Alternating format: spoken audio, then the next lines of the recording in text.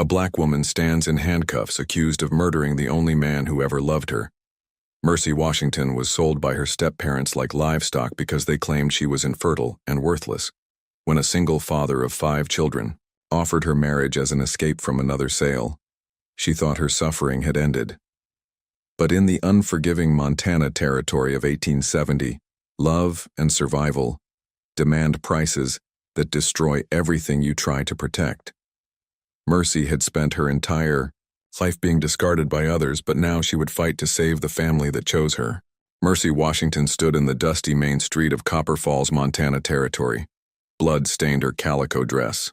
A smoking pistol lay at her feet. Sheriff Coleman approached with iron shackles. His boots kicked up red dust with each step. The town gathered in doorways and windows.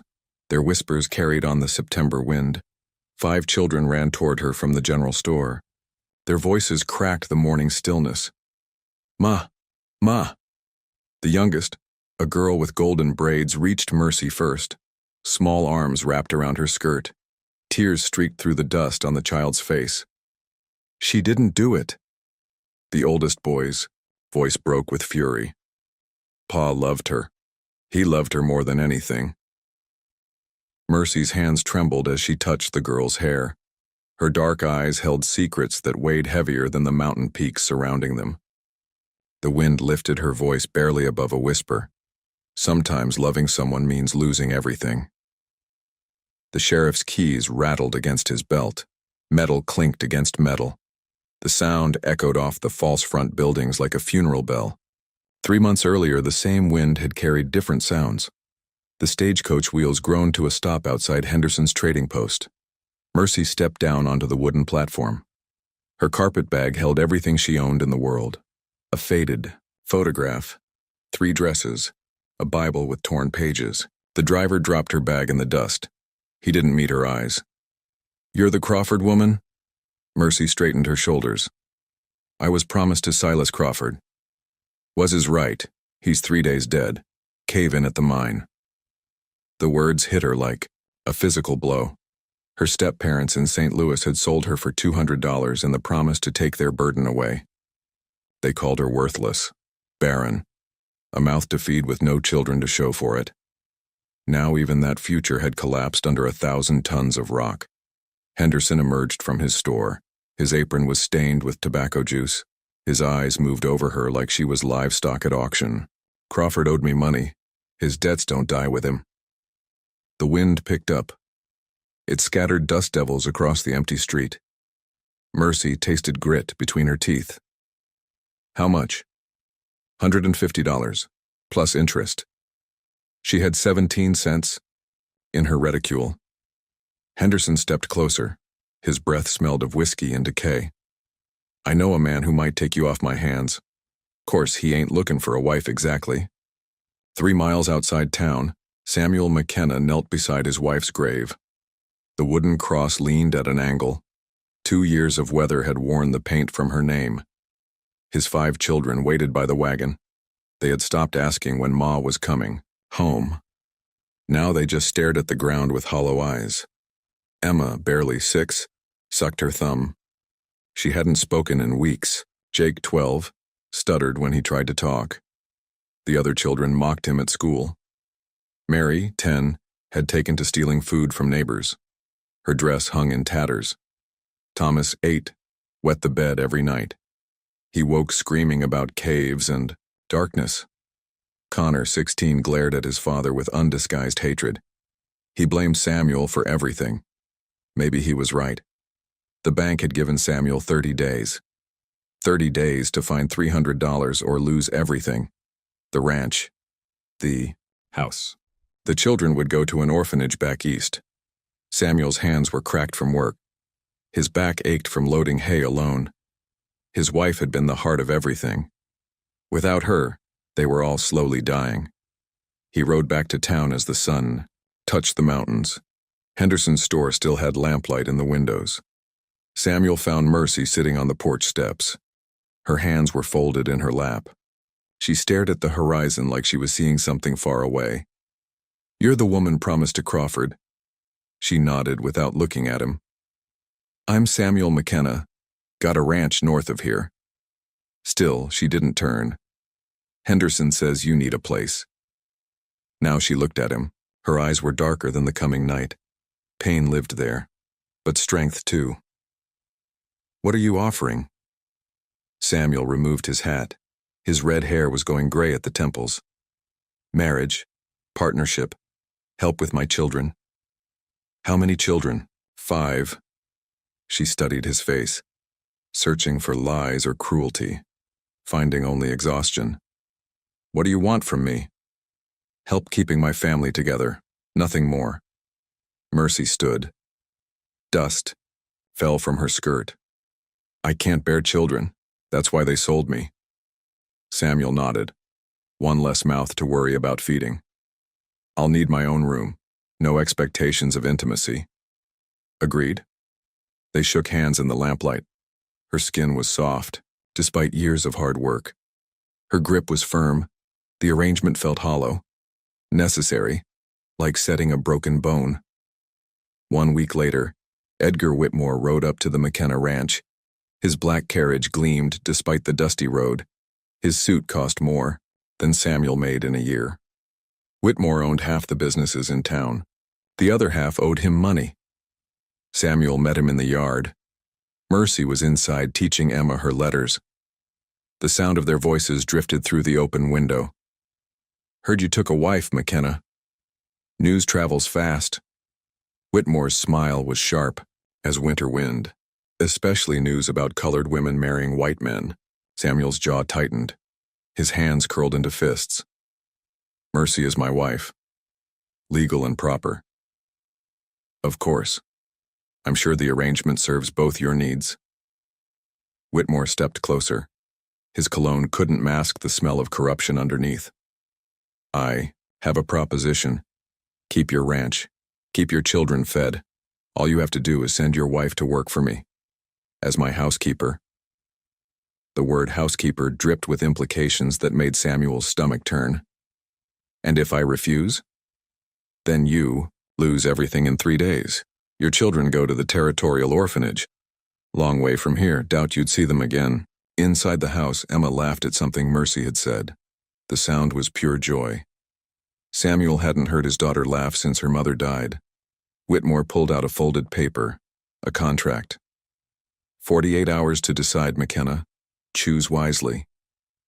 The carriage rolled away in a cloud of dust. Samuel stood in his yard holding a document that would either save his family or damn his soul. Through the window, he watched Mercy braiding Emma's hair.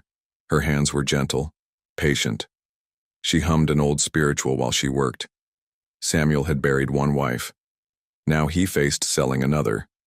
The contract felt heavy as a gravestone in his hands. Samuel folded Whitmore's contract and slid it into his coat pocket. The paper crinkled against his ribs like a living thing. He walked to the barn and lit the oil lamp. In the flickering light, he signed his name at the bottom. The ink was still wet when he heard Mercy singing in the kitchen. He would find a way to protect her. Somehow. The lie tasted bitter on his tongue before he even spoke it. Inside the house, Mercy moved like she belonged there. She had been Mrs. McKenna for only a week, but already the rooms felt warmer. Emma sat at the kitchen table practicing her letters. Her tongue poked out in concentration. M is for Ma, Emma said proudly. Mercy smiled. The expression transformed her entire face. Samuel had never seen her truly happy before. That's right, little bird. Now try the next one. Connor slouched in the doorway. At 16, he was nearly as tall as his father. His mother's death had carved something cold and hard inside him. She ain't our ma. The words hung in the air, like smoke. Emma's pencil stopped moving. Mercy's hand stilled on the flower she was kneading. She didn't look up. No, I'm not your mother, but I'm here now. Connor's boots scraped against the floorboards as he turned away. The door slammed behind him. Samuel found his son throwing rocks at the old oak tree. Each stone hit with violent precision. She's trying to help. Connor spun around. His eyes blazed with grief disguised as anger. Help? You married a stranger because you can't handle us alone." The words struck true. Samuel felt them lodge between his ribs. "Your mother would want us to be a family. Ma's dead. This woman ain't bringing her back." Another rock flew. Bark exploded from the tree trunk. Days passed like water through cupped hands. Mercy rose before dawn to start breakfast. She packed lunches for the school children. She mended torn clothes by lamplight. Jake's stutter began to fade when she read to him in the evenings. Mary stopped stealing food once she knew there would always be enough. Thomas slept through the night after Mercy sat by his bed and hummed old songs. Only Connor remained distant. He watched her with suspicious eyes, waiting for her to leave like everyone else had.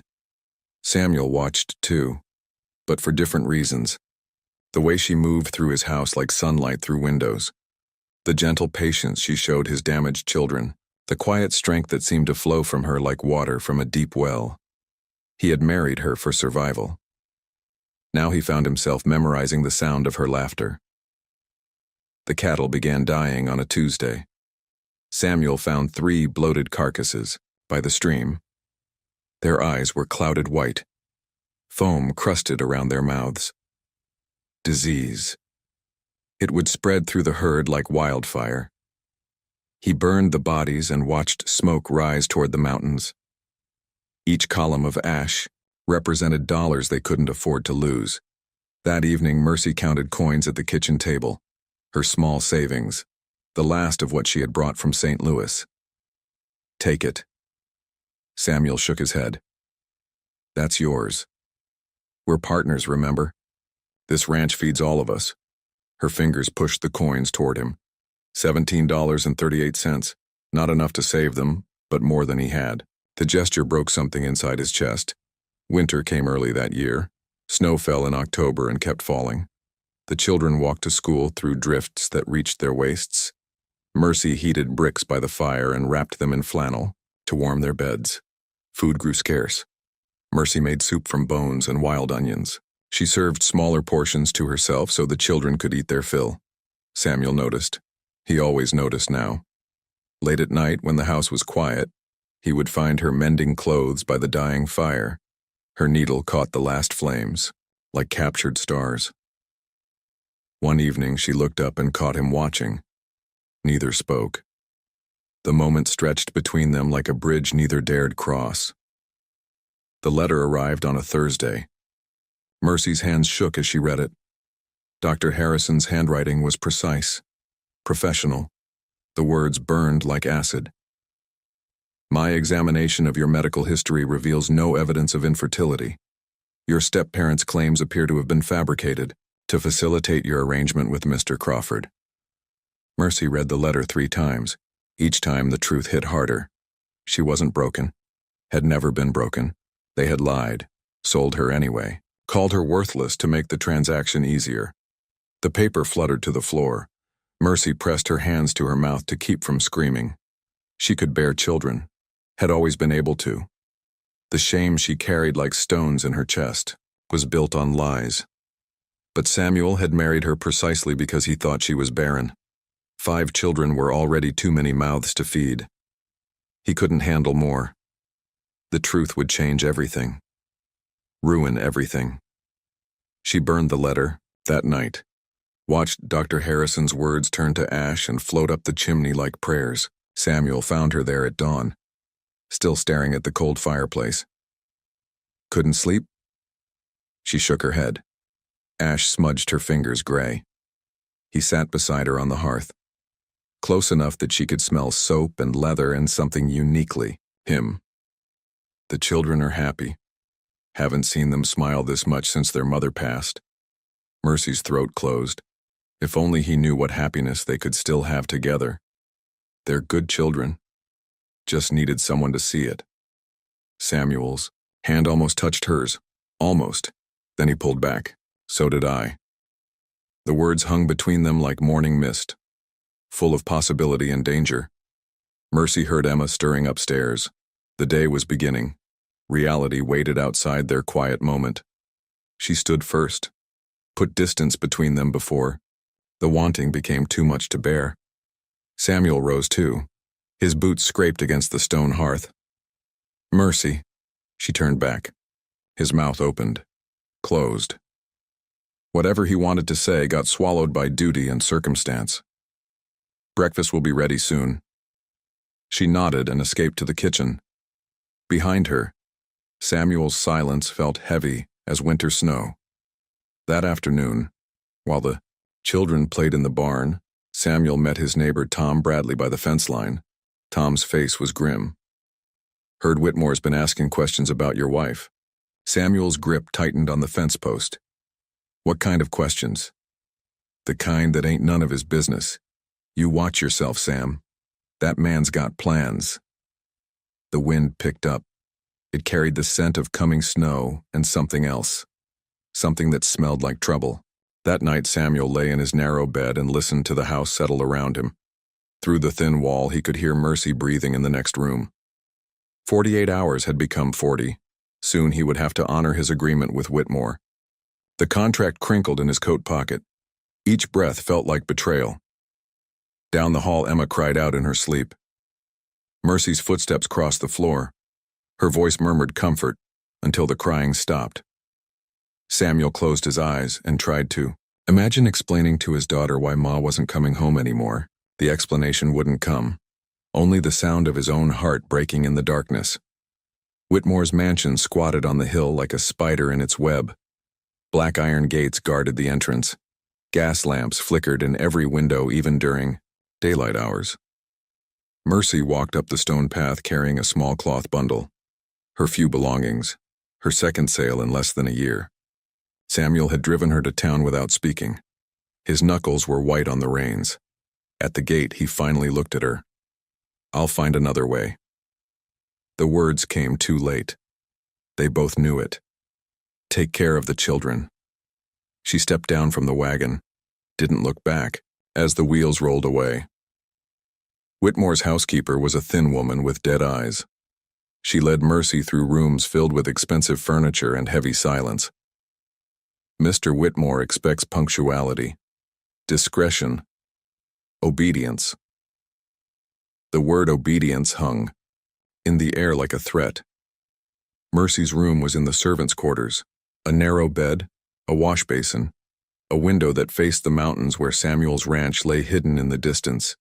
She unpacked her few dresses and tried not to think about Emma asking where Ma had gone.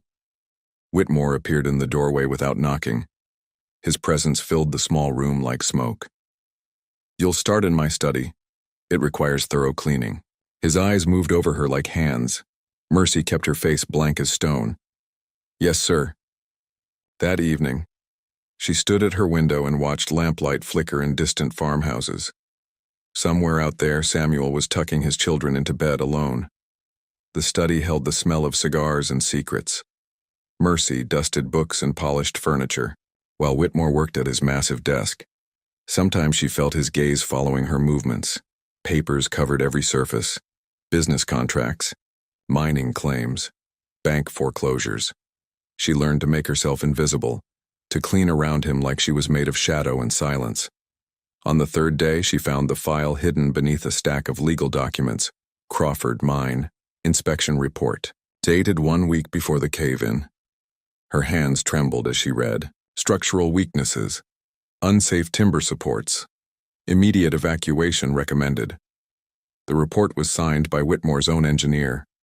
Mercy's vision blurred. Silas had died because Whitmore ignored safety warnings to save money. 12 other men had been buried alive for the same reason. She photographed every page in her memory. Names, dates, evidence of murder disguised as accident. That night she couldn't eat, couldn't sleep. The weight of truth pressed against her ribs like broken glass. At Samuel's ranch, the children asked the same question every day. "When is Ma coming home?" Samuel had no answer. He made their meals with clumsy hands. He helped with arithmetic homework he barely understood. He tucked them into beds that stayed cold without Mercy's goodnight songs. Connor found him crying in the barn. "You gave her away." Samuel's shoulders shook. His son's voice was flat as winter stone. "I had no choice." "There's always a choice." You just picked the easy one. The words hit harder than fists. Samuel looked up at his oldest boy and saw his own failure reflected there. I'm trying to keep this family together. Family? Connor's laugh was bitter as medicine. You sold the only mother we had left. The boy walked away, left Samuel alone with hay dust and regret. Back at the mansion, Mercy found more files. Mining claims purchased from widows for pennies. The same properties sold to Eastern investors for thousands. Whitmore was building an empire on graves. She copied names and numbers onto scraps of paper, hid them in her dress pockets, built a case piece by piece while she scrubbed floors and polished silver. One evening, Whitmore cornered her in the hallway. Wine stained his breath. His hand touched her shoulder. You're wasted on housework. Mercy stepped back. The wall stopped her retreat. I'm content with my duties, sir. His fingers traced her collarbone. She turned to stone beneath his touch. I could offer you better accommodations, better treatment. The implication crawled across her skin like insects. My husband expects me to earn my keep honestly. Whitmore's smile was sharp as winter wind. Your husband sold you like livestock. I doubt his expectations matter much. That night, Mercy wrote a letter to the territorial marshal. She sealed it with candle wax and tears. Then she tore it up. The evidence wasn't enough. Whitmore had judges and sheriffs in his pocket. Her word against his wouldn't save anyone. She needed proof. Documents. Something that couldn't be dismissed or buried. The safe stood behind Whitmore's desk like an iron tomb. She watched him open it twice. Memorized the combination. 23, 14, 7. Inside would be the original mining reports, the real financial records. Everything needed to bring him down. But opening that safe would destroy Samuel's deal. The children would lose their home, their father, everything, justice or family. She couldn't save both. That Sunday, Connor rode to town alone. He found Mercy hanging laundry behind the mansion. The kids cry every night. Mercy's hands stilled on the wet sheets. Your father made the right choice. Did he? Or did he take the coward's way out? Connor was 16, but his eyes held decades of hurt. Pa's been drinking. Emma won't eat. Thomas wet himself at school and the other kids laughed. Each word was a knife between her ribs. They need their father strong. They need their mother home. Connor stepped closer. His voice dropped to a whisper. What if there was another way? What if we could fix this without Pa having to choose? Mercy looked into his young face, saw Samuel's stubborn jaw, his mother's gentle eyes. What are you thinking? You're smart. Smarter than any of us gave you credit for. If anyone can find a way out of this mess, it's you. That night, Mercy made her decision. She would open Whitmore's safe, steal the evidence, send it to authorities beyond his reach. The plan would destroy Samuel's arrangement, cost him the ranch. But it might save the town. Give the dead miners' families justice. She found Connor waiting by the gate at midnight. You came. Family helps family, even when it's hard. They walked back toward the mansion together. 2 people bound by love for the same broken man. The study was dark except for moonlight through tall windows. Mercy's hand shook as she turned the safe's dial. 23, 14, 7. The lock clicked open. Inside were ledgers, contracts, and a leather folder marked Crawford Mine. Everything she needed to prove Whitmore's guilt. Connor kept watch, by the door. His breathing was shallow with fear and excitement. Mercy photographed each document in her mind. Dates, names, evidence of conspiracy and murder. Footsteps echoed in the hallway. Connor's eyes went wide. Someone's coming. Mercy grabbed the most damaging papers and stuffed them inside her dress. Her fingers fumbled with the safe door. The study door opened. Light spilled across the floor like spilled blood. Whitmore stood silhouetted in the doorway. Behind him, 2 men with guns. Well, well. The grieving widow and her young accomplice. Mercy's heart hammered against her ribs. The stolen papers crackled with each breath. We were just stealing from me. Yes, I can see that. Whitmore stepped into the room. His smile was cold as mountain snow. The question is what to do about it. Connor moved between Mercy and the men with guns, 16 years old and ready to die for his stepmother. You killed those miners. You're the thief here. Whitmore's laugh echoed off the study walls.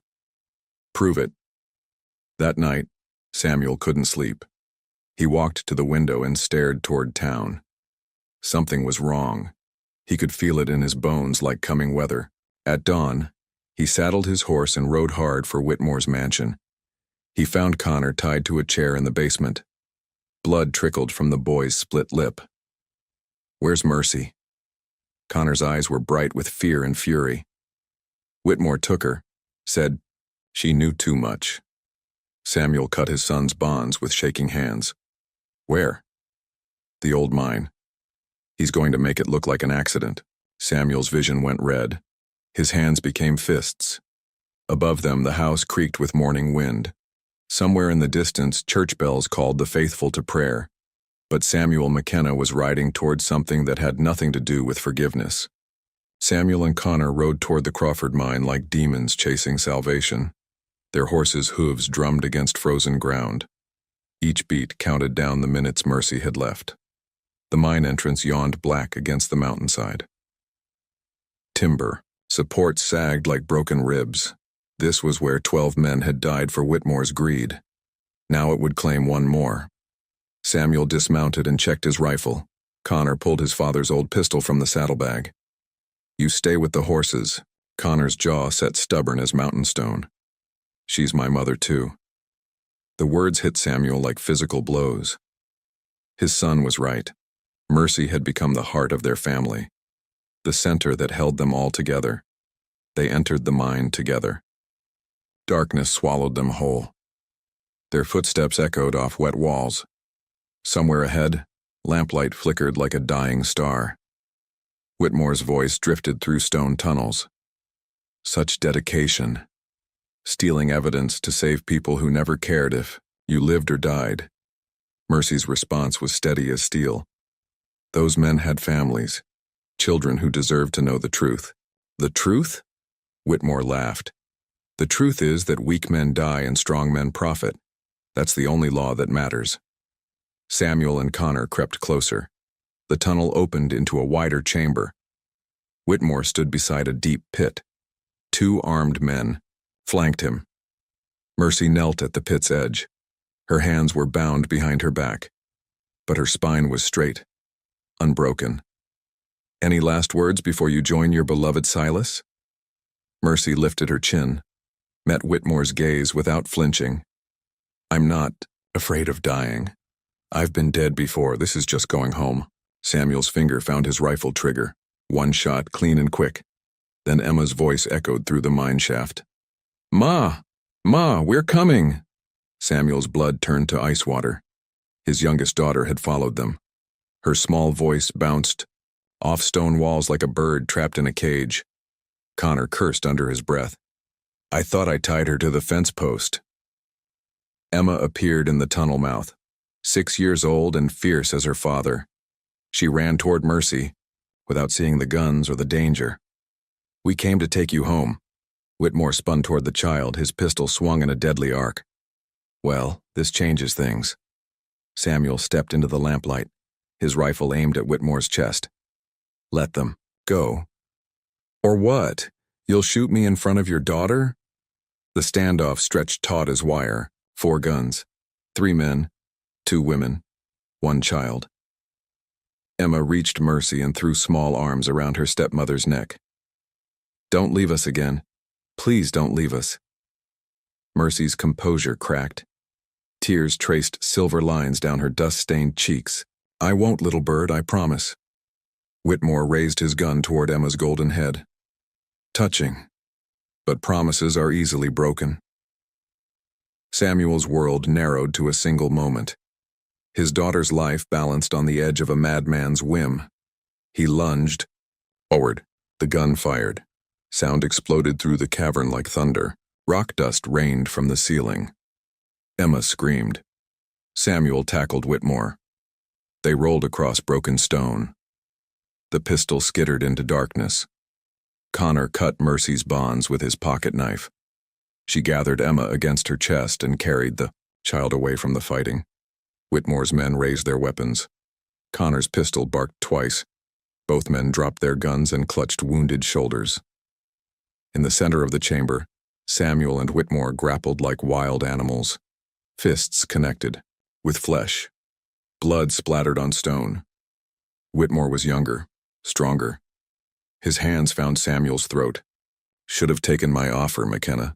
Now you'll watch your family die. Samuel's vision darkened. His lungs burned for air. Mercy appeared behind Whitmore, a chunk of mining timber in her hands. The wood connected with Whitmore's skull. He crumpled, like a broken marionette. Samuel gasped air back into his chest, rolled away from the unconscious man. Is he dead? Mercy knelt beside Whitmore, felt for a pulse.